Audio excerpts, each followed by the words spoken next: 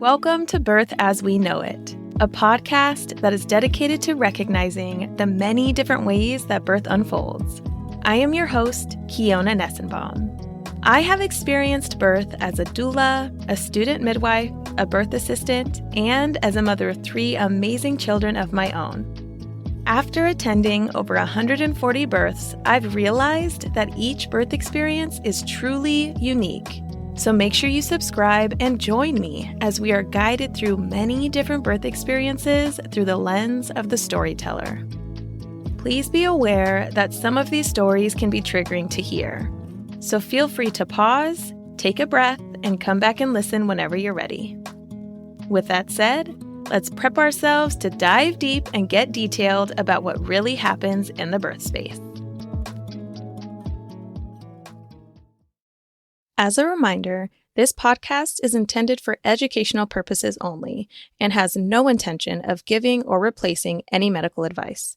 All advice that is given on the podcast is from the personal experiences of the storytellers. All medical or health-related questions should be directed to your licensed provider. Well, hello there, friends. Welcome back to the Birth as We Know It podcast. I should say, I'm back because if you're a consistent listener of the Birth as We Know It podcast, you are well aware that it has been 12 weeks since I've uploaded my last episode. Now, I do want to apologize for that because it has left you all waiting way too long. And I feel like I'm really pushing my luck because if you are part of the Birth as We Know It podcast Facebook group, you are aware that I made some adjustments to the podcast. And I also promised some things that I was not able to follow through with. Some of the adjustments for those that are newer listeners are I will now be uploading only 1 episode a month for the near future, and then eventually I will get back to 2 episodes a month. I was unable to follow through with that last month in September. I know I made a promise to upload at least 1 episode in September, and it is literally the last day of October. And I will say it was very close that this wouldn't come out either. So I want to give a big thank you to Scott Johnson, who is the host and producer of the What Was That Like podcast. He was the one that actually edited this episode for me. So Scott, thank you so much for believing in me and for pushing my podcast forward so that all of the listeners can still get these amazing stories. In this episode today, you will be listening to Thad King talk about the experiences he had alongside his wife, Patty, for their 3 beautiful children. You also get a bonus birth of a baby born in a helicopter while it was under his operation. And if at any point in this episode you want to see the pictures that he is referring to, you can go to birthasweknowitpodcast.com/91. All right, friends, let's dive into this episode. Hello, everybody, and welcome back to the Birth as We Know It podcast. Today, I'm excited to have on a partner, aka father, that is going to be telling the story of his 3 children, as well as a bonus story of a helicopter baby. So Thad King is with me today, and I just want to give you all a little bit of a gist of how awesome this interview will be. This is a quote directly from his guest request form, and it says, "This is my perspective as a dad and husband. It might be a little gruff and rough. My wife is a badass, and childbirth is the most beautiful and gross thing I have ever witnessed." So, Thad, welcome. Hey, thanks for having me. Yes, I'm really excited to have you on because we met at PodFest, actually, in January, and we were just sitting across the table from each other, and you were like, "Oh, I got some birth stories to share." So I'm excited about that. Let's honestly dive right in. So you have 3 children that you're going to be talking about today. At what point did you and your wife, Patty, decide that you were going to have some kiddos? Yeah, that's kind of an interesting story because we had not decided that we were going to have kids. I mean, it was always like in the plan, but there was no like real, this is what we're going to do until she had a history of ovarian cysts. And so she had went to the doctor, and the doctor was basically like, "Hey, look, it's now or never. This is not going to get better with age." And I'm probably butchering it. And if she was here, she would like, "No, it's this way." But that's the way I remember it. And we were we were fairly young. I mean, I think we were maybe I was 24, she was 22, maybe. And we were like, okay, well, we want to have kids. We don't want these issues to stop us. So we started trying, and that old like wives tale, the more you try, the less likely it is to happen. Or maybe that's not a thing, but it just was not happening. So when we kind of stopped actively trying, is when it happened. About how long do you think you guys were trying for? Maybe like a year, maybe. Yeah, probably right around a year. So we are actually talking about your first kiddo right now, and her name is Kearney, Yep. and she is 22. Yep. So this is going to be fun because I'm interested in pulling out the details of what you remember from this long ago. Fun fact, she just got married last weekend, was the wedding. Oh, Yeah. So, well, congratulations, yeah. Kearney. When you hear this, you're awesome. Yeah. So it took you guys about a year to try. Tell me about the moment you found out that she was pregnant. What was going through your mind and how did you feel? I was actually working in South Padre Island, Texas. At the time, I was in the military. I was in the Army, and I was a diver, which is weird that the Army has divers, but they do. I was way down in South Padre Island on a Coast Guard ship, like diving, and I got a call. And this was like before, this might have been before cell phones. This would have been in 2002. I had one of those Nokia, those little like burner phones. And she called me, and I remember that it cost money per minute when you talked on the cell phone back then. So she was just kind of like really quick, like, "Hey, I'm pregnant. I'm pretty sure I'm pregnant." She left them. I think she left a message. So I was really happy and excited, and all the guys I was working with were excited for me. I think we went out and drank a bunch of beer that night or Nice. something. But yeah, that's how. And the way she found out, she took a pregnancy test, and our next door neighbors.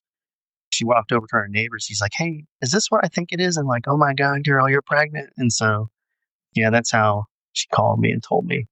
That's actually really exciting because, first off, you guys were separated because you were in the military, you would do anything. But the fact that she was able to go to the neighbor and get reassurance, like, is this what I think it is? And she got to Yeah, celebrate with her people. And then she told you, and then you got to celebrate with your people. I think that is the best alternative to yeah, having to find out when you guys are apart from each other. yeah. And the military community is really close like that. So your neighbors become your family because your family's thousands of miles away. So in that case, our neighbors Phyllis and Kim were our family, and they were great to us. So No, love that. Okay, you find out that she's pregnant. What happens after that? Like, how is her pregnancy for her? And how do you guys prepare for baby's arrival? she got that book, What to Expect When You're Expecting, and Mm-hmm. like a bajillion baby books. The first trimester wasn't terrible for her. I mean, she was a little morning sickness, or maybe it was like halfway through the first trimester. There was a little bit of morning sickness. And then probably midway through the first trimester, the morning sickness came on. It was all day sickness, like hardcore puking. She had to quit work because she couldn't. Oh, She was puking. She's in the bathroom like every 20 minutes. So she ended up quitting her job, and she just was kind of home. That sickness lasted, it seemed like a long time.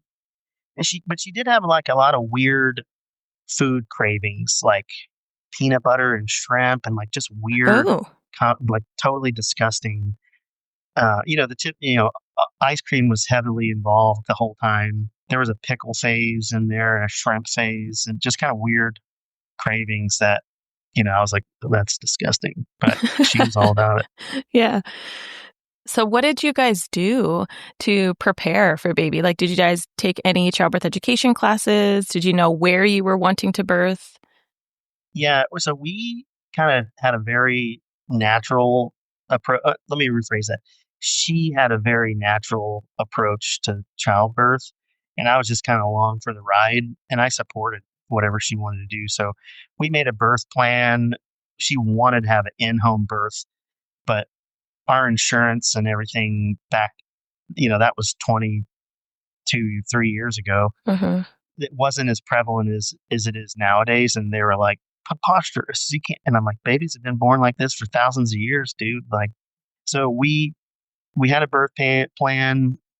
We kind of wrote it all out. We had like our music playlist for the delivery, and she wanted to do it all natural, no drugs. And she read probably every book ever written in that time frame about, and she wanted me to read them. And my kind of opinion on that is like, there's something instinctual in the human that kick in when you have a baby, and you just kind of intrinsically know certain things. Like, obviously there's things you don't know about, but I'm saying you don't need to read like a billion books on it. Baby's been being born for since humans were around. So that was kind of my thing, is like, hey, stop stressing about this. That child is going to come when it wants to come out, and everything will work out fine. But she was very concerned and wanted to do everything just right. She was and is a great mom. So she was on it, you know. I was over there like, it'll be fine. Don't worry about it. She was not leaving anything to chance. Yeah. I mean, good for her to do all the research, but I totally also understand your perspective on that as well. Like, just knowing that birth is the most common thing that happens in humanity, like it has to happen for our species to survive. So I get that. But I do also think she did. It's like, I was the same way, just doing all kinds of research and like, what do I need to do in order to blah, blah, blah. And it's overwhelming how much research is out there, because a lot of it is also contradictive. So when she found something and kind of went with it, that sounds like it was a really good idea. I was probably more of the same. I was probably more overwhelmed, and I just masked it with, I gotta be fine. But it was a lot. So she did do we had some classes. I think we were in the Army. I think there was like not Lamaze, but maybe there was like a breathing. I don't even remember, but I feel like there was a breathing thing that we went to, maybe. What took place when the big day arrived? Like, how did you know labor began, and what was happening in your mind when it all went down? She did most of her first 2 trimesters in Virginia, and then we moved to Alabama. So we had switched doctors kind of in the 3rd trimester to a new doctor. It was April in Alabama. We were late March. She was big, and I don't mean that like in a bad way. Like, she was just ready to pop, like the little turkey thing, like when your belly button kind of pops out. That's she was like, I'm ready for this baby to come out. And so we would walk around our neighborhood, like take laps around the neighborhood, and like nothing, it was just like nothing was coming. And we were probably 39 weeks, maybe, like right at the end. And she had read something about castor oil, and she was like, I'm going to take some castor oil. And we went to Chili's, and she got the hottest stuff she could get. Like I don't even know if Chili's has hot stuff anymore, but maybe I felt like we ate a bunch of chips and salsa, and she got like everything extra hot, and like a bunch of buffalo wings or something. And then she took the castor oil, and then that really, maybe it did, maybe it didn't, but kind of started the contractions. And so they kind of came on. At first they were, probably like 5 minutes apart, or I don't remember, but when they got close to, like, the doctor was like, hey, when they get to close to 1 minute, you call me and start to come in. So we did that.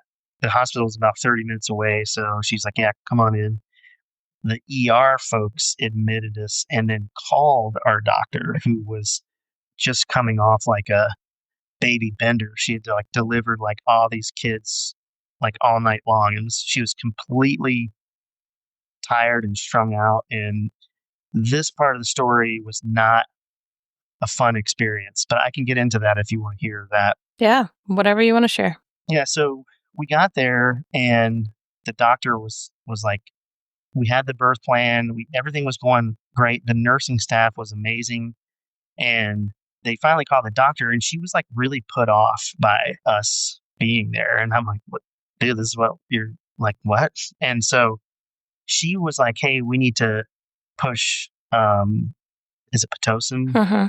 And let's get an epidural. And we were like, hey, whoa, ho, hey, that's not in the script. That's not in the plan. We're doing it natural. And she was like really put off by that. And she was acting like that was the first time she ever heard of it. Hmm. And then she kind of like, okay, whatever. And then she's like, well, I'll be back in like an hour or two to check on you. So she comes back and she was more dilated. It was our first kid. So we really didn't know. And then in hindsight, after having two other kids, now we know how to have babies. And so she had her starting to push and she was pushing way too early. Hmm. She was giving us like a lecture about, she was originally from Iran. She was Iranian born, but moved to the United States when she was like in college or something and had stayed here. And she was like, in my country, people that, they don't have access to the modern technology. And you guys are over here just hippy dippy, Hmm. just really kind of poo pooing on our whole thing. And we were very, I mean, I was 26 and she was 24.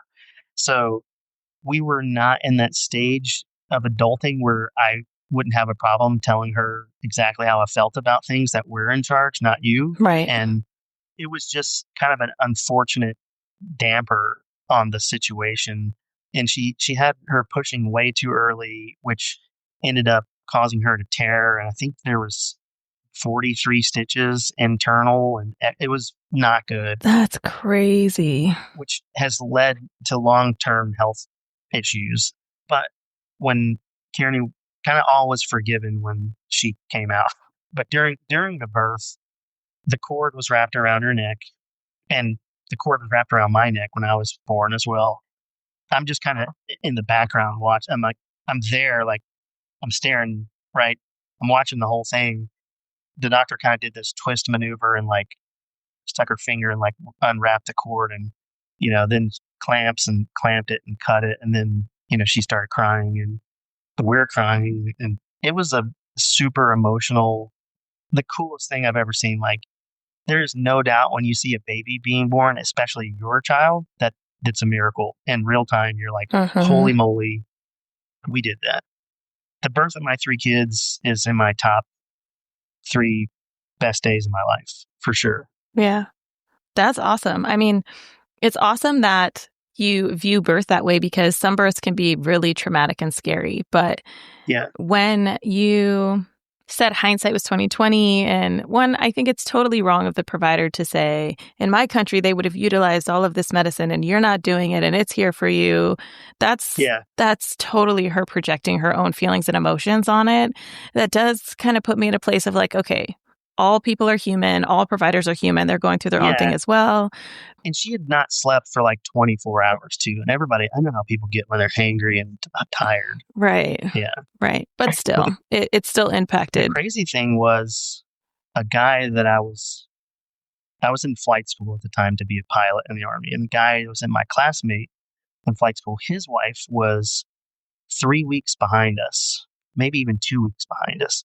Same doctor, same exact experience, same need, pushing early and had to get so we were like, oh, something's going on here. So, right. But later on, after she was born, it was great. I think she weighed 7 pounds and 11 ounces, maybe. I can't remember how, like the length. Like my mom can remember all the details of me and my sister. She's like, this long, this how much you weighed. I don't remember. She was a baby. But she came out with like very black hair, and my wife is blonde, and so I was like, hey, whoa, just kidding, but we did have a scare during the hospital because 12 hours after she was born, my wife was feeding her, and all of a sudden she just turned blue.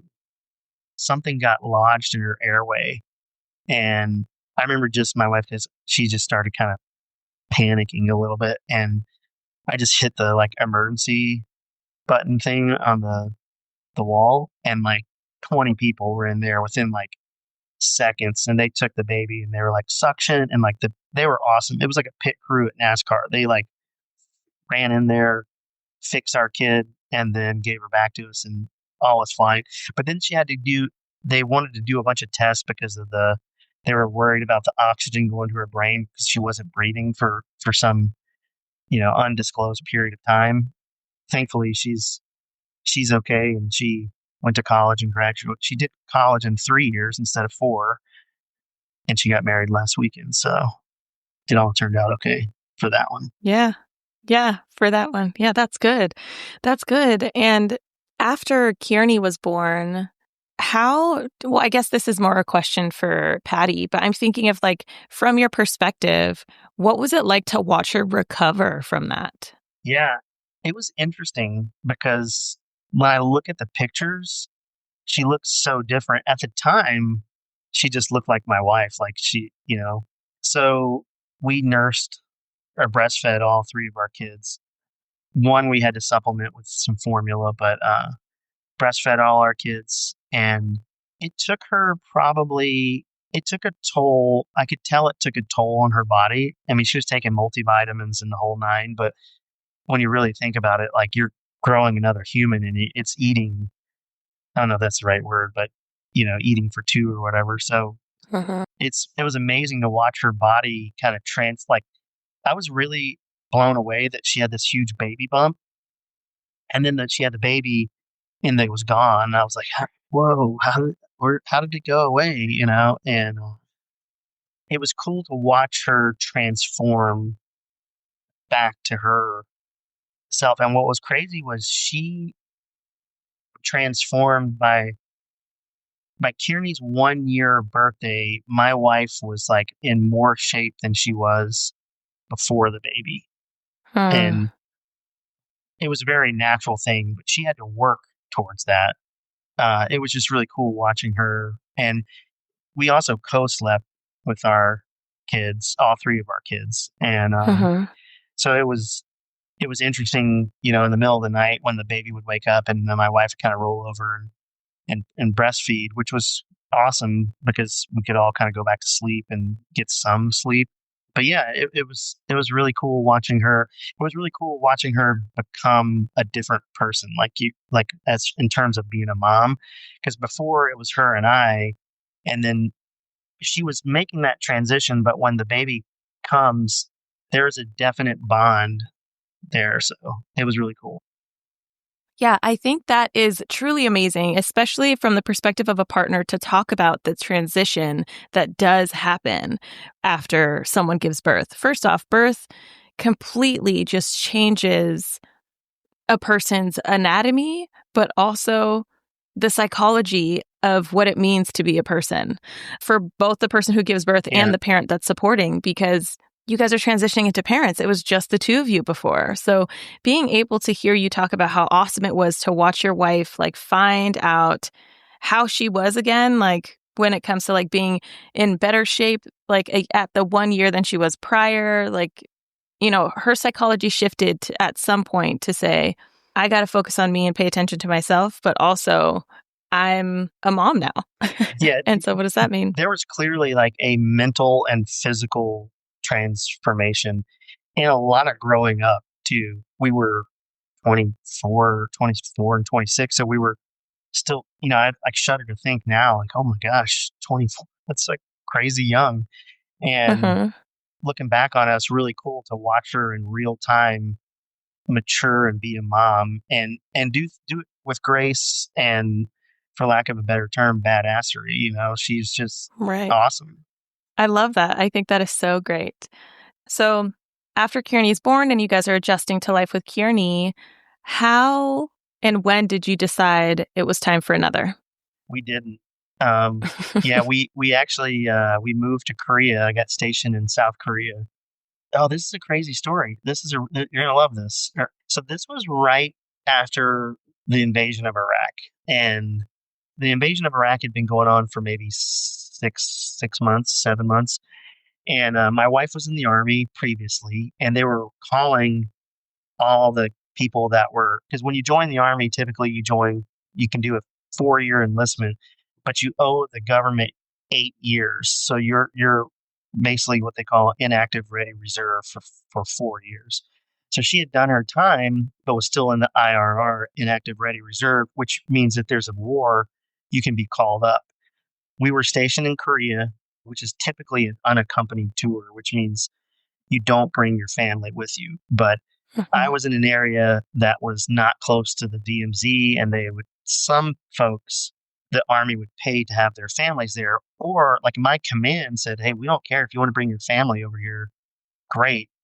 You're just not going to get an allowance to have them here. So I clearly was like, yeah, I want my family here. So her and my daughter Kearney came over, and probably within maybe a couple 4 months of us being in Korea, her mom called and she's like, "Hey, I got a letter here from the Army for you for Patty." And we were in Korea. We're like, "Hey, can you open it up and read it?" And so her mom read it, and she didn't really understand what she was reading.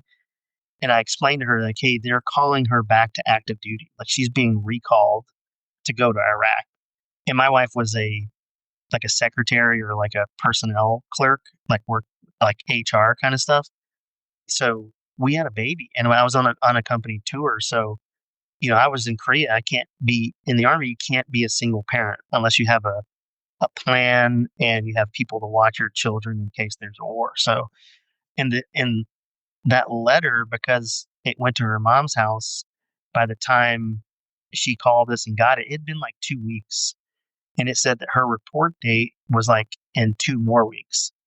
And so Mm. we're like freaking out because we have a 15-month-old kid and we're in South Korea, and my wife's got to report to Fort Jackson, South Carolina to go to Iraq. Life got very real for us at that point. We got my command involved, and they were like, "Hey, look, he's on an unaccompanied tour. His wife, I was an officer and a pilot, and they're like, hey, we don't want to kick an officer and a pilot that we spent all this money training on to retain somebody that only has 2 years left on their contract." And the Army didn't care. They were like, Mm. yeah, there's a war. We need her. She's got to report. And so my commander, I remember him telling me, he's like, hey, look, just tell her to show up with a baby on her hip and they'll figure it out. And I'm like, I'm not going to send my wife and young child around the world to show up in the Army to go to Iraq and then go, hey, we'll just figure it out in real time. And so we were really, really worried and stressed out. And then I remember we were driving back to our apartment, and I was like, hey, shouldn't you have had your period by now? And she was like, yeah, I should have. And I was like, stopped over at a little Korean version of Walgreens, like a drugstore. Just Mhm. kidding. There is no Korean version of Walgreens. But you can get like a pregnancy test at like a gas station. And so Okay. we ran in there and got a pregnancy test, and she took it, but it was in Korean. So we were like, I'm pretty sure we're pregnant. But it's pretty, I think it was like a plus and a minus, and the writing was in Korean, but you could figure it out. And Mhm. we were like, hey, I think we're pregnant. And so the next day we went onto the Army hospital and they did a not a urine, a blood test or whatever test. It was a Mhm. different one than the kind you pee on a stick. And the surgeon, or my command surgeon, was like, "Yeah, she's definitely pregnant. Congrats!" And we were like, "Oh my gosh, this!" So we sent that back to the Army, and they said, "Okay, since she's pregnant, clearly she cannot go to war." So they said the funny thing was they sent her another letter, and they said they wanted to know the estimated date of birth, and we were like, "Hey, it should be late April, early May 2005." So they were like, "Okay, 60 days after the birth of the baby, she has to report to go to Iraq." Oh my And we were like, gosh. "What? 60 days?" We were like, "Okay, whatever. We'll take the W here and like we'll stave this thing off." So that's how we found out she was pregnant. And the funny thing is after my second daughter was born, we did get the letter that said, "Hey, we're expecting you 60 days from now." And then I wrote him back and explained, like, "Hey, she can come there in 60 days, but 45 days after she gets there, that's her 8-year mark, and you're going to have to let her go anyway. So you're going to Mm. incur all this." And they kind of were like, "Yeah, you're right." And so they just let it go, and it didn't happen. So yeah, Wow. That is a journey. yeah, it was crazy. Yeah, that is so crazy. That is, I mean, good job on having a lot of sex and getting your wife pregnant at the right time. Yeah. Yeah. It I was, mean, yeah. good timing. Yeah. Yeah. I think that is so interesting and so everything just lined up, which is great. So throughout that pregnancy with Aubrey, what was there anything that you noticed that was different or? Totally different. At this point, we're like kind of veterans of babies. This pregnancy was super easy. She had a little bit of morning sickness in the first trimester, and it was really minimal. The one thing that was weird, we lived in Korea and we lived in a little village on Jeonri. Our neighbors owned a traditional Chinese medicine place where they like grind deer antlers and like all kinds of crazy, although totally works, concoctions and like just stuff that is not seen in Western medicine. They in Korea, when you're pregnant, imshin is the Korean word for pregnant. They would bring us massive amounts of kimchi. And if you've ever smelled kimchi, there's winter kimchi and summer kimchi. And like when I say everybody in our village brought us kimchi, I mean like like literal garbage bags filled with kimchi. And it was kind of winter time, so we had a little balcony, and they would set in these kimchi pots on the balcony for us. All the ajimas is like it means woman. They would come over. None of them spoke English either. They would all come to our house and like dote on my wife and take care of her and like rub her belly and like kind of chastise her about, you need a coat, you got the baby, just like grandmas would do, and then kind of force her to eat kimchi, which my wife loves kimchi. But at this point in the pregnancy, the smell was so revolting that we would have to like, people would bring us kimchi like every other day, like our neighbors. And they're so, like so happy that we were pregnant. And because it's a very community culture there. And being part of your village is, you don't see this in big cities, but in small towns, everybody like on our street, everybody in our street knew us. And it would snow and they would like de-ice my wife's car, like start up the engine for her, get the ice off the thing. And like we lived on the third floor and they would come and sweep all the snow and ice off the stairs every morning so she wouldn't fall down the stairs. Like greatest people ever. We love Korea, but the smells were really the kimchi smell just got to her. But yeah, she didn't really have morning sickness at all. She was also drinking this. They have these Asian pear juice there. Have you ever had like aloe water? Yeah. With the chunks of aloe? But like that kind of came to America like maybe like 15 years ago. I mean, maybe it's always been here, but in Korea, that's like a normal, you can get it at any gas station. She was just pounding these, our neighbors owned the medicinal herb place. They would just make this like fermented pear juice stuff. I mean, it wasn't fermented like alcohol. And she would drink that and a lot of aloe water. And yeah, that pregnancy was fairly easy. I mean, we went to China when she was probably 7 months pregnant, 8 months pregnant. We flew to Beijing and spent like the weekend in Beijing and walked the Great Wall of China. And she just did it like a boss, like no problem. Wow. And that pregnancy was totally different than the first one. And I think a lot of it had to do with like we'd done it before, so we knew kind of what to expect. Yeah, it was different for sure. And the birth was completely different too.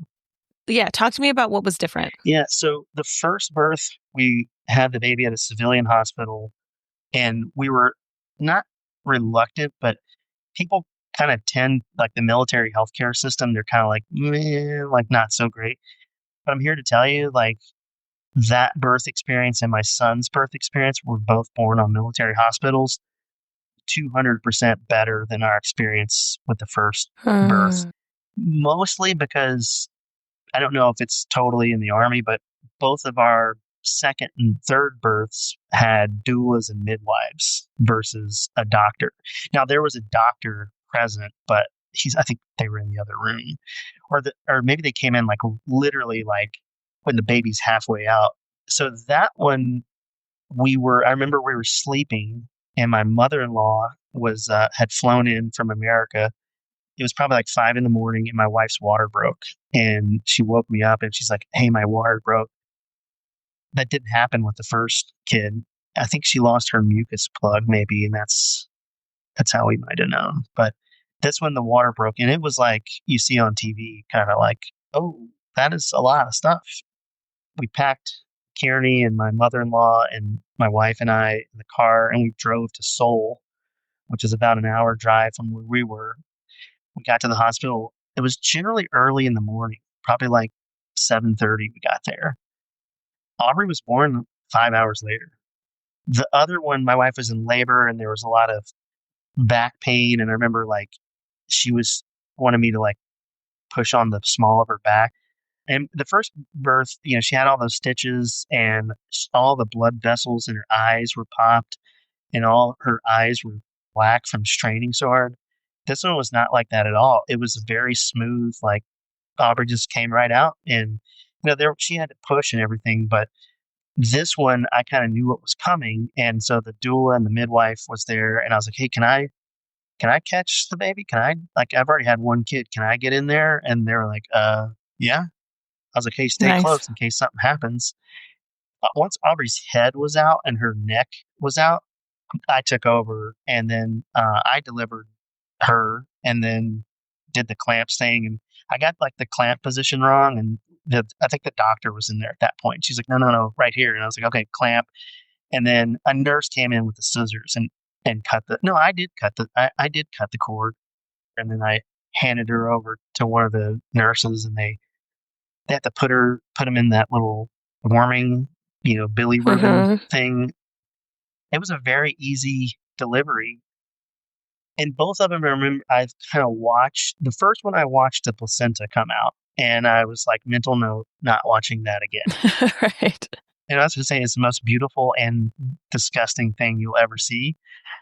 And I think a lot of folks, like men especially, you kind of don't want to see that, but I highly recommend, if there's people listening to this, their husbands, or I don't need to be in there. Yeah, you do. And you need to watch the whole thing. And, cause there's blood and poop, and like, it's real life happening, but it's the coolest thing you'll ever see, and the grossest. But it was really cool. Patty was walking around like 2 hours later, like no big deal. Like, yeah, yeah, we just had that baby. That was easy. We're like high fiving and chest bumping, and it was really easy. It was first class for her. Yeah, I think that is so awesome. And the fact that you had that first birth to compare it to, you realized how much of a difference it truly was. One question I do have, though, is in postpartum for the first birth of Kearney, you said that Patty, and you've mentioned it a couple times, she had all of these stitches. So my question is, you said 43 stitches, which is a lot. That's a lot of stitches. I'm trying to think of the amount of damage that happened to her at that time. So do you know, like, how much she tore? Like, did she tear all the way through? She tore, and then they did an episiotomy to like help it out. Like on the video, like you can hear it. Oh, And gosh. it's yeah. Because of that, and when they did the episiotomy, and after she kind of tore, I kind of got concerned. I was like, that's like a lot of blood right there. Like, is this normal? And it's one of the nurses like, "Oh, it's okay," kind of like played it off. And she did it all natural, no drugs at all. But both the first two kids were completely zero drugs, no Pitocin, no epidurals, no nothing, like old school. With her getting an episiotomy, that does make a difference on how many stitches are obtained, because episiotomy is, and from the sounds of it, it doesn't sound like the doctor that you had was considering necessarily how that would impact her postpartum. It was more of like, let's get this baby out and move on because I'm tired. Yeah, that was the vibe for sure. Yeah. If we would have just kind of like just hung out and babies will be born, I think it would have been better. And that's how it was with the second child. That everybody was like, "Look, everything's going great." There's a marked distinction between having doulas and midwives and doctors. And I'm not saying that to like crush doctors. They come at it, patient care, from a different perspective. Right. And oftentimes the nurses, or the doulas, midwife, and nurses are typically women. And sometimes your doctor's a man. And In all three of our cases, we had a female doctor, which I think is probably better to have a female doctor because, especially if they've had kids before, because they know what's going on. I don't care what kind of dude you are. Like, I could never wrap my head around that level of like a human growing inside me and then I'm going to push it out. Like, that's so foreign to a man. And I'm sure there's dudes out there that can empathize, but it's not the same as a lady. So we felt a very way more taken care of with the doulas and the midwives. Our second and third, the MDs were great. The OBs were great. Just we did have doula and a midwife on our second and third kid, so better experience for us. Yeah. I appreciate you mentioning the differences between what you have perceived from OB care and midwifery care, because I'm a birth worker. So some people take my opinion as like, yeah, but you're in it, so you're biased, which is true. You know, I do have my biases. Everybody does. But there is a difference. There really is a difference because the way that providers are trained and the way that they intend to practice makes a big difference too. Yeah. Yeah. And a lot of people aren't aware of this, but most OBs that are there to help you give birth, they're not required to attend an unmedicated birth at all. And that makes a big difference in how they view unmedicated birth. Yeah. All the OBs were like, what? You don't want an epidural? And we were like, no, we don't. And they were like, why would you want that? And we were like, why would you want that? And again, not saying that you shouldn't get an epidural. I'm just saying, like, whatever your preference is, the doctors should respect that. Uh-huh. And my wife is finishing up her last semester of nursing school at 45, and she's actually on a 12-hour shift right now. That's why she's not here. So now seeing her as a nurse and understanding they approach patient care different from doctors, which is usually on the patient side as an advocate for the patient. And we felt that for sure with the midwives and the doulas. Yeah, I love that. I love that. Now, after Aubrey was born, you guys had another pregnancy. Yep. Yeah. Yep. And how far apart was that? Kearney and Aubrey are 2 years apart. And then we moved from Korea to Hawaii. I think we found out within a couple weeks after arriving in Hawaii. So we found out she was pregnant and started our prenatal care with Tripler Army Hospital in Honolulu. Everything was going great. She didn't have like any morning sickness at all on this one. And we were kind of thinking like, this is the third kid. We're used to this now. We had scheduled our first ultrasound, which was at 20 weeks. We went to the ultrasound at Tripler. I remember making a comment maybe to the nurse, like, hey, this is a cool job, but it's probably really rough because if something's wrong with the pregnancy, like, you know that it's wrong, but you can't say anything. And she was like, oh yeah. And so she's like, got the ultrasound, and she had started to have a little baby bump at that point. And she's doing the, taking all the pictures, and it was taking a little bit longer than it like the other two did. I could tell my wife was like, what's going on? And so she's like, okay, hold on 1 second. So she had to get up and leave. And we were both like, okay, that was weird. And then eventually the doctor came in and told us that the baby, the word she used that I remember was didn't form. And I was kind of like, what?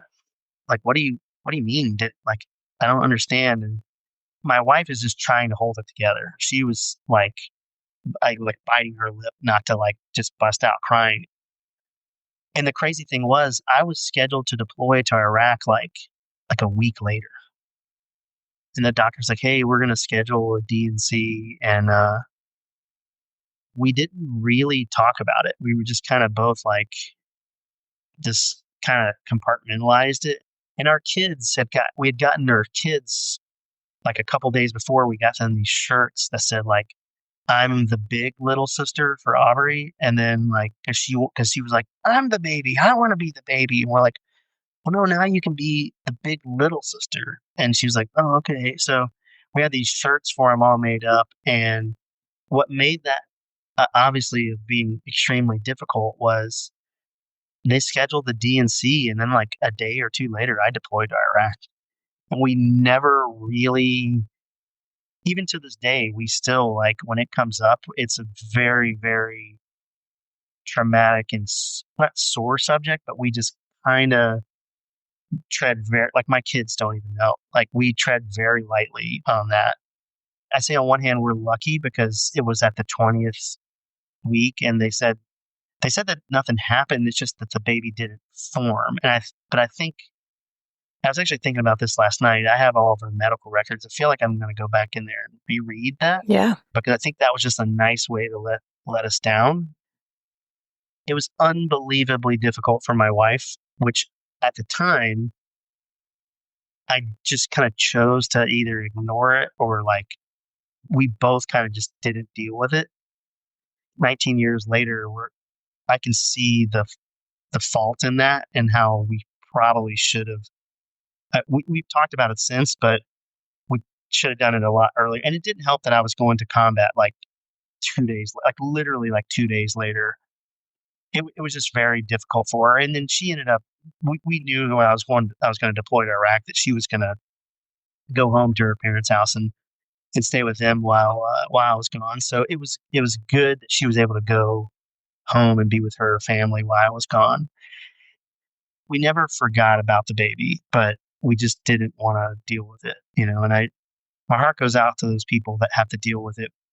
That's just heartbreaking. It's difficult for sure. It's absolutely difficult. And I appreciate you talking through that process because it is so true that there's no guidebook on how to handle a Yeah. situation like that. There's no right way, wrong way. And you kind of just learn retrospectively, like, oh, we could have handled that differently. Yeah. But also your honesty in saying it was really foggy for you because it was such a hard time emotionally for you that your brain is just like, can't deal with this. We're not going to do this right now. Yeah. And I can only imagine what Patty felt going through that, in addition to you going to combat. Like, because there's always that fear of, are you going to make it home? Mm-hmm. So dealing with that on top of just the loss of a pregnancy is so immense, so immense. Men typically don't, they're not very good with emotions or dealing with emotions or regulating emotions. So it's easier just to kind of compartmentalize and stuff something in a box and put it away and, never open it again. I think women are wired a little bit differently. What made that situation extremely difficult was we just had lost a baby. I was deploying in like a week. And then she had the DNC. And then, like 2 days before I deployed, my mom decides to fly into Hawaii because she was like, I can't not see you before you go to war. So she flew to Hawaii. It was good intentions of her. Like she had the best intentions, but like this is my last 2 days with my family after this. And like Right. she just shows up. It was super tense. It was just not the way to deploy. I had to walk my mom and my wife and kids had a flight that left Hawaii on the same day. And I had borrowed a friend's car because we put our cars in storage while we were gone. And so I drove my mom and my two daughters and my wife to the airport. My mom was flying back to North Carolina and my wife was flying to New York. I had to like, okay, mom, have a good trip. And I think I got a pass from TSA to go to the gate. And then I had to walk them but I couldn't spend my last 2 days with my family because my mom was, and like my mom's great and everything, but it just kind of put a damper. But my mom didn't know that whole, I don't think still knows. You've said a couple of times that people don't know about this. Yeah. How do you feel about talking about it on a podcast? Like if they ever hear it? Um, they'll be fine. I mean, I think my mom might know. My wife's family does. I don't know if our kids do, but the reason I'm kind of open about things is there might be somebody listening to this that just went through that or will go through that. And if I could give them a little bit of, wisdom or lessons learned from us is it's not the end of the world. Things still happen. And we firmly believe in our belief system that we'll see our baby again. So somebody needs to hear it. So we hope that, or I hope that this might bring comfort to somebody that might have to go through that kind of difficult time. So yeah, so I'm okay with people hearing about it. Yeah. I think it's to talk through things as healing. And at the time, we didn't do life like that. And so it's better to just talk through it and you'll be better served. Yeah. Well, thank you for sharing that deep, deep emotional time with us, because birth is amazing in itself, but a lot of people do focus on the positive aspects of birth and like the amazing part of like creating a family, but there are also hardships and hard moments where there are Yeah. losses, and the emotional side of that is really important. Was there anything that you did or that Patty did that you're aware of at that time to help your mental health as you process through all of that? At that time, I didn't do nothing. I just stuffed it away and put my war face on and I flew into Kuwait. I was about 3 weeks behind the rest of my battalion because we had just moved from Korea. So my battalion was already forward in Iraq, and I finally got to Iraq. And within 2 days of being there, I was flying combat missions and doing. So there wasn't any time to like focus on that kind of stuff. Mm-hmm. And we did a 12-month deployment, and then it turned into a 15-month deployment. And so I was gone for 15 months. Like when I left, Aubrey didn't have any hair. She was a year, 15 months old probably. And I remember she didn't have any hair and walk, but just kind of toddle around. When I came home, they met me in the airport and Aubrey Kearney recognized, she immediately was like, Dad. But Aubrey was like, who, who is this guy? Like, she was just kind of like standoffish. And then after about 30 minutes, she kind of warmed up. And she's always been like daddy's girl, Mm-hmm. kind of. And then Kearney and I are very much alike. So she relates to her mom really well. And Aubrey is exactly like her mother. So we kind of relate really well. We didn't really do anything, we just stuffed it away. So don't do that. Yeah, don't do that. I do just want to touch on this really quick. What were the emotions that were going through your head when you came back and realized that Aubrey didn't recognize you right away or was a little hesitant?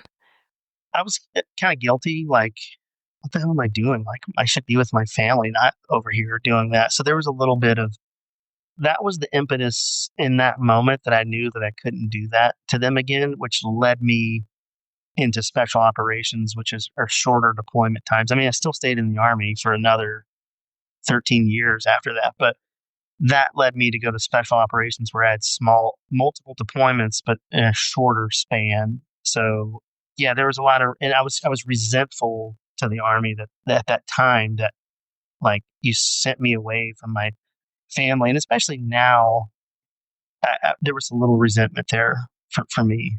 Yeah. Yeah, I can only imagine. I can only imagine the amount of like mental fights that you had to have with yourself in order to like get through it. Men don't do any fighting. You just stuff it away in a box somewhere and you go do the thing. Like Mm, there's no thought like, oh, that's an emotion, lock it away, move on. A lot of men are wired that way. And so yeah. especially in the military, based off people that I've like met, and some family members of mine. So yeah. Okay, so you went through this really, really deep hardship of losing your third pregnancy, but you do have a son. Yep. So at what point after that loss did you guys start trying again? We didn't again. So I came home from Iraq in October of '07. Patty and I talked, and I said, look, we're never going to do that again. Because I had friends that were like on their second 1 year deployment, and guys would go on like 5 consecutive 1 year deployments. So they'd deploy for a year, home for 18 months, and then go out again for a year. Mm, And I was like, look, I will never do that to you again. And she's like, yeah, we're never doing that again. So I went and tried out for a special operations unit, and I made it. And I had about 6 or 7 months of training, and I had to be away from them again for that training. And so she came, my parents flew out and watched the 2 kids, and she flew to Nashville And we had like a 3-day weekend in Nashville, like on Memorial Day. She flew out to meet me. We knew we were pregnant immediate, like after. Yeah. Like You're like, we're done. Wipe and clean it up. And you're like, yep, that's the one. yeah, we were like, she was like, 100% chance I'm pregnant. And I'm like, yeah, for sure. We were kind of joking, but we were not joking. Right. And she went home, and then like 3 weeks later, she's like, I'm pregnant. And I was like, yeah, we knew it. We knew she was going to be pregnant. That pregnancy was really smooth. A little bit of morning sickness in the first trimester, super minimal. I always like my wife pregnant. I know it sounds weird, but like she's the hottest when she's pregnant for a couple reasons. Like their hair gets really nice, and like the skin kind of looks really good. And we talk about that glow. That's like a real thing. But also it's sexy to see somebody carrying your baby too. And I know it's weird, and maybe this isn't I don't think it's weird at all. the venue for this, but yeah, it's great. So we had great neighbors. We were in the Army, but our neighbors were in the Air Force. And the husband was like a medic, and the wife was a dental hygienist in the Air Force. So they had a medical background, and they were our next door neighbors, super close, really good friends. And they really stepped in and helped us because we have two little, at the time, our kids were 7 and 5. So they were still fairly young. So a lot of help from our neighbors. For this one, neither one of our parents flew in for the third for Owen. And we had friends, actually, the guy that delivered the baby in the helicopter, he was a medic. Him and his wife were stationed in the same battalion I was. So they came and helped us as well. But Owen's birth he was born at Madigan Army Hospital at Fort Lewis. Again, totally awesome experience. Doulas and midwives on point. It's 2010 at this point. So like, having your baby in a birthing tub is kind of starting to be mainstream at this point. Like it's okay. Like you see it in hospitals where in 2003, they would have been like hippie, like what? Right. But by this time, even in an Army hospital, they had a birthing tub. And so this time, Patty was in labor with Kearney for maybe like 8 hours. Aubrey was 6. And then Owen was 24 hours. And he just did not want to come out. And after like 18 hours, my wife was like, hey, I need something. I don't think I can do this, because she had been 18 hours. I was on like my 30th coffee and Monster trying to keep pace with her and like stay awake. And it was brutal. So the very first child, we videoed it, the whole thing on video. Second kid set up, getting ready to video. My mother-in-law is the one running the video camera. After the baby's born, we checked she had started the thing, and then when she meant to hit record, she stopped it. So you see her hitting the button right before, and then right after she comes out, she hits the button and starts again. So we missed the entire birth. Oh, no. And then Owen's birth, we got on camera again. So, of course, the middle kid doesn't get anything. I remember she was in labor for about 18 hours, no drugs, no nothing. And then finally she was like, hey, look, I got to get it. I got to get something. This pain is unbelievable. They couldn't give her an epidural because it was too far. Like the anesthesiologist was like, look, it's your contractions are like it's risky to do this. We can't give you an epidural. So they gave her some kind of IV pain med. And then they gave her some Pitocin to kind of help the process. And then she went in the birthing tub, kind of did the birthing tub for like 4 hours, and the water was getting cold. So they were like, okay, we got to get you out and like put new hot water in. And then by that time he started to come. So they couldn't put her back in the tub because it wasn't ready yet. So at the 23rd hour, he came out. It was great. It was the same thing. I asked, hey, I've done this before. Can I deliver? And they were like, yeah. So this time they let me do the whole thing. So the doctor, the OB was right there beside me. And she was like, okay, now turn him to the right about 20 degrees. And I kind of they had like this whole choreographed thing that the doctor could give a nod to the nurse, and the nurse was up by my wife, knew what to say to her. It was really cool to see how in tune they it's like a well-oiled machine, how they just like hand and arm signals. or maybe they just look at him. And I don't know how they did it, but yeah, so I clamped the cord and then I cut it. He was a little jaundiced, and so they had to put him on the little Billy Rubin with the little goggles. He had to do it for a while, and so we had to stay in the hospital an extra day with him. But all in all, it was an easy birth, and the kids, we made them little T-shirts that said Team Owen, Oh, cute. and they got to draw on the shirts, and so they were like sporting their shirts. And as a dad, as the partner, and I'm the kind of guy, like when I get sick, like the world ends for me. I'm like, oh, I need. And my wife is over here just like the most excruciating pain. And I was like falling asleep. Like I'm trying to like push on the small of her back, and I'm just passing out because I'm so tired. And it's crazy how the women can push through that pain and tiredness. Mm-hmm. I don't think I could do it. Yeah. Truthfully. I don't think you could either. No, Yeah. just kidding. My wife reminds me of that all the time. No, it's definitely so challenging. And truthfully, I think that if the birthing people had a choice to be able to like take a pause and be like, all right, let's pause and come back to this and still have the same amount of progress, I feel like we would pause, because nobody wants to just sit there in the toughness for too long. And of course, there are people that have the right mentality that can push them through that without it feeling traumatic, right? Because there's definitely a line between coping and suffering. I've said this in the past on the podcast, but the birthing person knows that line between I can cope with this pain, I can do this, versus, oh my gosh, like I'm now suffering and I don't even know how to handle this emotion or feeling anymore. Yeah. And the people that are like the staff that was helping, they did do a crew swap, they shift change, but the midwife stayed, Uh-huh. and we got a new OB, but the midwife stayed the whole 24 hours with us, which was crazy. You know, she has a family and things going on, but she's like, no, I'm here for you. I'm staying. Mm-hmm. And it was really cool. Yeah. Continuity of care is so important too throughout that. So I think that's really awesome. That is so cool. Just to be able to like hear your perspective from the partner point of view, I think is so important for people to hear, because a lot of voices on my podcast in particular are the birthing people, or some of them are birth workers as well. But I do have some partners on, and I'm just wanting to continue to get more partners, because the way that you see birth is so different than the person who's experiencing it. And I really love how you mentioned the emotional side of it for you. I love that. I think that's really important. There's a few things that I want to do before we end this.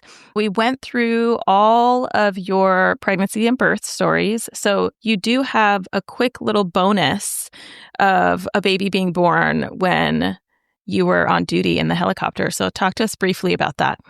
So I was a medevac pilot in Korea. We were there primarily to evacuate soldiers. And at this particular time, I was on the DMZ, the demilitarized zone in Korea. There are soldiers that are up there on the DMZ that have their wives are Korean and live there. These guys are unaccompanied, but their wife, it's weird. Like their wife lives in the village and they live on the base, but they're like, you can walk like 100 feet to there or whatever. So like out the little gate. And so a lot of times they just sleep at their house. Very uncommon to have a pregnancy. I mean, there are lots of pregnancies, but they usually will be born in like a Korean hospital, or in this particular case, the lady came in to what they call a TMC, which is a troop medical clinic, which sometimes family members can go, but usually not. But they brought her in because she was having, I don't know if she didn't know she was pregnant, or there was a language barrier because she was from the Philippines. So there was a language barrier, and it was like a Saturday morning, and the phone rings like, hey, we have an urgent medevac. And, I start taking the details down. And Steve, he was the medic, and he's like, hey, it's a pregnancy, fire up the bird. We got to go. And so me and the other pilot went out and get the helicopter ready, and they bring her out on a stretcher. And she's a very small frame lady, but like you can tell, like there's a little beep, like a little baby bump. And I'm just thinking like, okay, whatever. This is like another wife that needs to go down to Seoul, because we're up on the border of North and South Korea.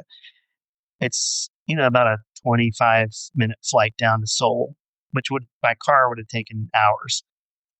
we take off. He's like, hey, how long before we get there? And I'm like, oh, I'm going to, 32 minutes. We'll be on the ground. He's like, you're going to have to make it faster. And he's like, I can see the head. And I'm like, do not let that baby come out on this helicopter. And he's like, we don't have a choice. And a Black Hawk is not, if you see in the movies how they're like having a conversation in the back, it is the loudest. We have like a intercommunication system, which we have earphones and a microphone that we can talk to each other. But it is loud and dirty. It's very, very utilitarian. It's made for soldiers. And so here this lady is, I can hear her like moaning and groaning and from this baby coming out. And he's like, okay, he's like talking like in the movies. He's like, okay, I can see the head's coming. And as we got down, we were by the Han River, kind of wraps around Seoul. We were at this place. It's a checkpoint called Venturi. It's a confluence of two rivers. He's like, okay, we have a baby. And the baby was born in the air. I think I was at 1,200 feet because I remember I wrote it all down. Like I was at 1,200 feet, like 130 knots over these two rivers. I wrote down the latitude and longitude for the parents to say, hey, this is where your baby was born in the back of, and I gave him the tail number of the helicopter. The baby came out. He's like, dude, what do I do with because he's a medic, like an EMT, he's a soldier, not trained babies. Right. And the crazy thing is they didn't send a nurse either, which normally in a situation like that, they would have put like a nurse on board. For whatever reason, they didn't. You ever seen those green army blankets, those wool green army blankets? We had a shit ton of those. I'm sorry, we had a bunch of those. So he set the baby like on the mom, but the umbilical cord is still attached. Uh-huh. And then he put blankets all over him. And the poor baby is so loud in there. Like he was like, dude, what do I do for because the crew chief was back there who's not a medical guy. He's like a mechanic. They're like, we have these like headsets that can go. And so they're trying to put the headset on the baby, but the baby's head is like, these are adult headsets. So like the ear cups are like the size of the baby's head. And they're like, you get these two dudes back there, like, it doesn't fit. And I'm like, it's for an adult. And so he was like holding his hands over the baby's ears because it was so loud. And we still had like 10 minutes to go. I radioed ahead and said, hey, we have a baby. I need he was telling me what to say, like NICU, blood lust, medical stuff. I don't know, because he's working on the baby. So we landed and the ambulance was there and they took her and the baby in the stretcher. That baby was born over in the skies of Korea in an Army Black Hawk. Wow. What a story to tell. That's awesome. Okay. So Thad, we have just a little bit more time. I would love for you to talk about your show because you have a podcast yourself. So give me your spiel and I will direct some people to your website and all that good stuff. Yeah. So we have a podcast called Alone and Unafraid. It's myself and my co-host is a guy named Tyler. We're both in the Army together, both helicopter air crew. The podcast is mostly about veteran and military kind of mental health stuff. And I started the podcast as a way to cope with not being in the Army anymore. It's very disorienting when you spend a lifetime. Some people will say, like, I've done half my adult life as this job. I spent half of my entire life in the Army. Uh-huh. Like, I was in there from the time I was 19 until I was 43. So it was a very difficult transition to become a civilian. I'm still figuring it out. We don't talk the same as people. It's a completely different world. Doesn't mean they can't coexist. It just means it's really difficult. So I started a podcast just as a way for me I'd done a couple talk therapy sessions. I don't know what I was doing with those people. They were nice, but they didn't really understand the world I came from. One of the things I remember saying is like, yeah, we swacked a bunch of guys on Friday. And then at Sunday, I was at Chuck E. Cheese with my kids. Like a lot of the civilian folks just can't wrap their head around that. And so I thought, I just do most of the talking anyway. I should just record myself and then I'll research the topics that I'm talking about. And so I made a couple and I was like, oh, this is actually like kind of cathartic for me. And I never released any of them. And then Tyler, my co-host, I actually hired him. I was his boss in our civilian job. because we were still flying helicopters. I still fly helicopters. He had a podcast because he does like adventure racing. And so he's like, "Hey, do you want to come on my podcast?" I was like, "Well, if you come on my podcast." So he came on my podcast first, and kind of the story about him getting out of the Army, we went to a very emotional and dark place very quickly that neither one of us was prepared for. And we kind of got a little vulnerable, which men typically don't do. We're like, let's put this out to the world. So we put it out to the world, and it like went like wildfire through our community. And so we kept making more and more. And so most of our podcasts are about mental health, resilience. There are a lot of very difficult conversations we have in there, from suicide to PTSD. There's all kinds of stuff we talk about. So it's called Alone and Unafraid. You can check us out at aloneandunafraid.org. If you're interested in mental health in general, but with a veteran twist with a little bit of sick dude humor, the more that I do this, the more kind of granola and hippie I migrate to, Yeah. This would not have been me if I hadn't found the podcast space. So yeah, check us out, Alone and Unafraid. It's on wherever you get your podcasts. We have a little skeleton guy with the thumbs up. That's us. All of that info for your podcast will be on the page for this episode, the show notes. You'll hear that in the end during the outro. You will hear exactly what the URL is for that. So definitely check it out.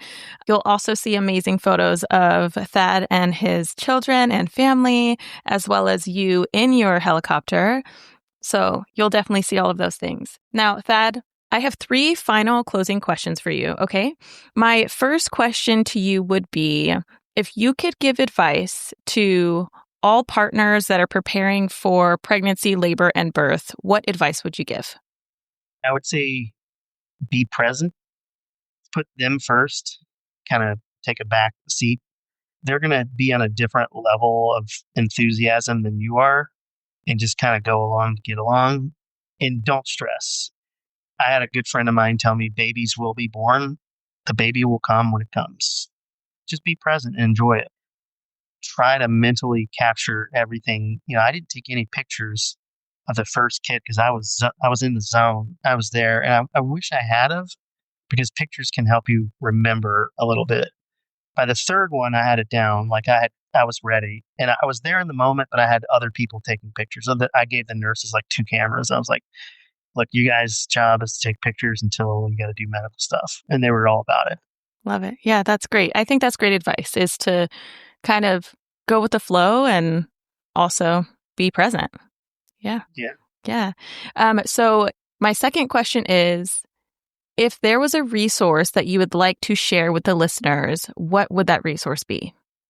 If social media was a thing back there, like watching other people's birth stories or like listening to something like this, probably would have prepped me a little bit better. But there's also something awesome about coming into it completely blind, like not know, like the awe is way better when you don't know what's going to happen, because by the third time I kind of knew what was going to happen, but the first time it was awesome experiencing it. So as far as resources, I've been out of the baby game for 15 years, but that What to Expect When You're Expecting book, is it still like the standard? Still around. Yeah. Mm-hmm.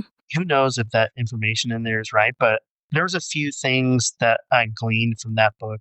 Yeah.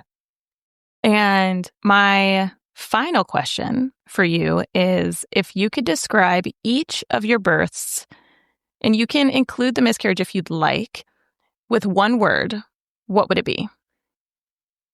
Miraculous is probably the one word I would use for all of them, even the miscarriage, because I firmly believe that not to be cliche, but everything happens for a reason. I firmly believe that things are not predestined, but things go the way they're supposed to go.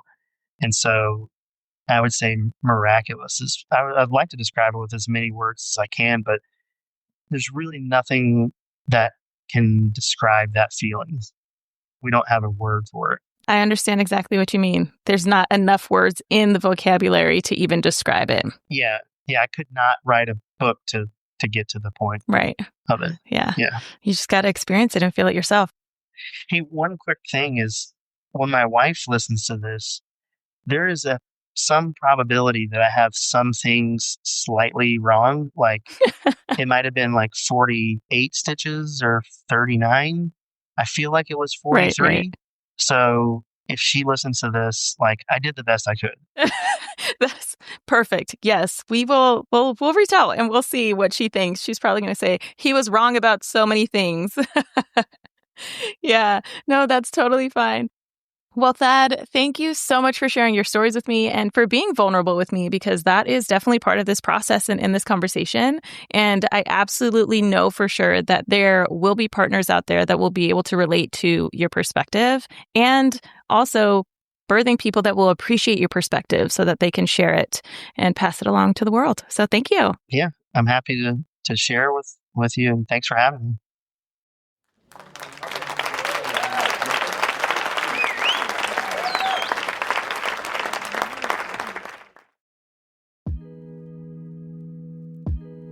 How beautiful was that? Such an amazing perspective to all of the things that happened with Patty during her pregnancies and how Thad felt throughout each of the situations. The transitions and adjustments that both Thad and Patty had to make, especially when they found out they were pregnant with their second baby and he was deployed, truly amazing that they were able to make all of that work. Thad, thank you so much again for sharing your birth stories with us. And Patty, Thad is so right. You are such a badass. Thank you so much for letting these stories be shared. And we are so happy that the world gets to hear your stories. And listeners, don't forget to check out Thad's podcast as well. It is at aloneandunafraid.org.